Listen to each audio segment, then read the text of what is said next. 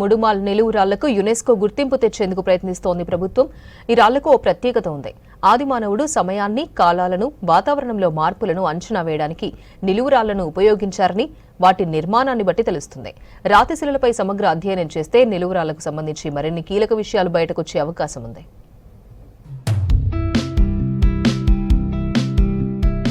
నారాయణపేట జిల్లాలో కృష్ణానదిని ఆనుకొని ఉన్న ముడుమాల్ గ్రామ శివార్లో క్రీస్తుపూర్వం 500 ఏళ్ల నాటి ప్రాచీన శిలలున్నాయి. పురాతత్వ శాస్త్రవేత్తల పరిశోధనల్లో శతాబ్దాల చరిత్ర కలిగిన నిలువు రాళ్ల ప్రత్యేకత బయటపడింది. మెగాలిథిక్ మాన్యుమెంట్స్ గా నిలువు రాళ్లను పిలుస్తారు. మెగా అంటే పెద్ద, లిథిక్ అంటే శిలలు అనే అర్థం. అందుకే వీటిని మెగాలిథిక్ మాన్యుమెంట్స్ అని పిలుస్తారు. ఇవి చాలా అరుదైన మాన్యుమెంట్స్.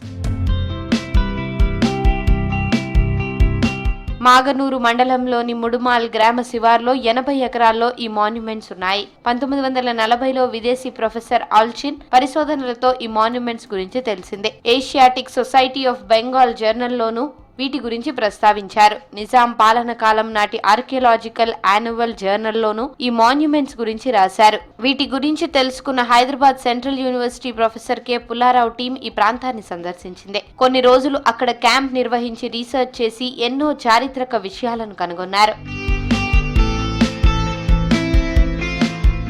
ఈ రాళ్లను ఆర్కియాలజీ పరిభాషలో స్టాండింగ్ స్టోన్స్ అని పిలుస్తారు.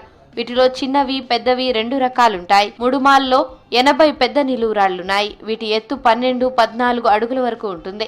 కొన్ని నిలువురాళ్లు కాలక్రమేణా ధ్వంసమయ్యాయి. ఈ శిలల అమరికలో ఎంతో మేధో సంపత్తి దాగి ఉంది. క్రీస్తు శకం ప్రారంభ సమయంలోని మానవ ఊహాశక్తికి ఈ మాన్యుమెంట్స్ నిదర్శనమని చెబుతున్నారు చరిత్రకారులు. ఈ నిలువురాళ్లు క్రీస్తుపూర్వం 500 ఏళ్ల నాటివని నిర్ధారించారు శాస్త్రవేత్తలు.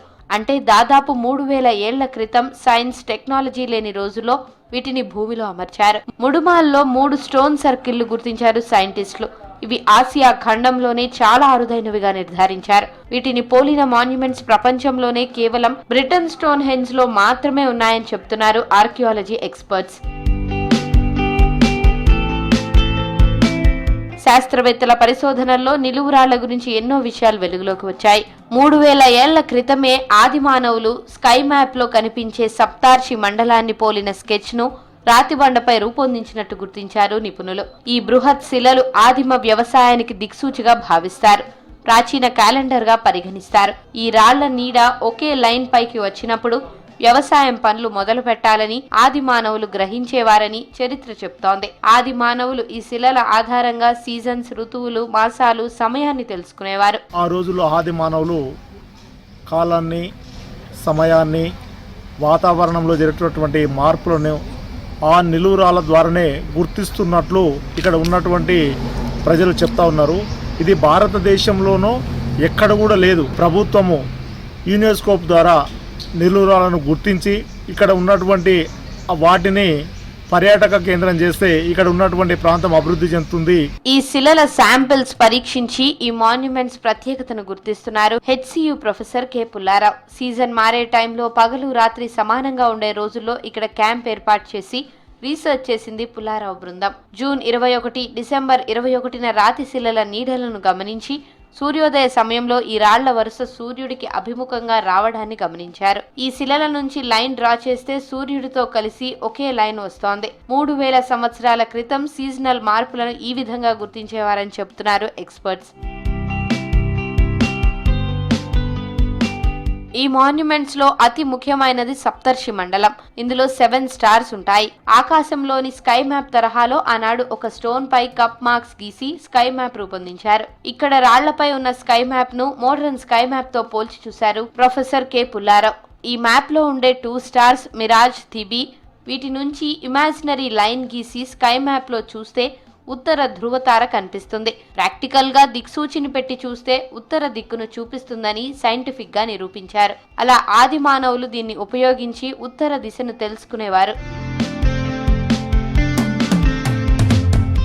ఈ మాన్యుమెంట్స్ వెనక మరెన్నో మిస్టరీస్ ఉన్నాయని గ్రహించింది ప్రొఫెసర్ కె పుల్లారావు టీం.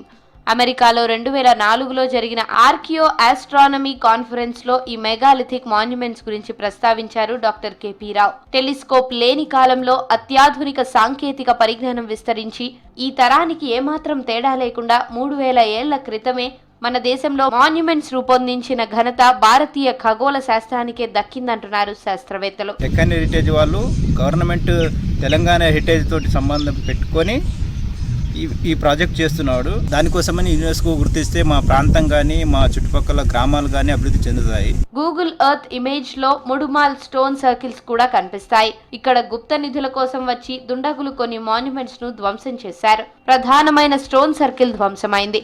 అక్కడక్కడ కొన్ని చోట్ల స్టోన్ కింద పాతి పెట్టిన కొన్ని కుండలు బయటపడ్డాయి. స్టోన్ ను తవ్వి కుప్పలుగా పోశారు. గతంలో చుట్టూ ప్రొటెక్షన్ లేకపోవడం వల్ల ఎంతో చారిత్రక ప్రాధాన్యత ఉన్న సైట్ ను నాశనం చేశారు. రాష్ట్ర పురావస్తు శాఖ డైరెక్టర్ విశాలాక్షి జిల్లా కలెక్టర్ చొరవతో చారిత్రక సంపద పరిరక్షణకు చర్యలు చేపట్టారు.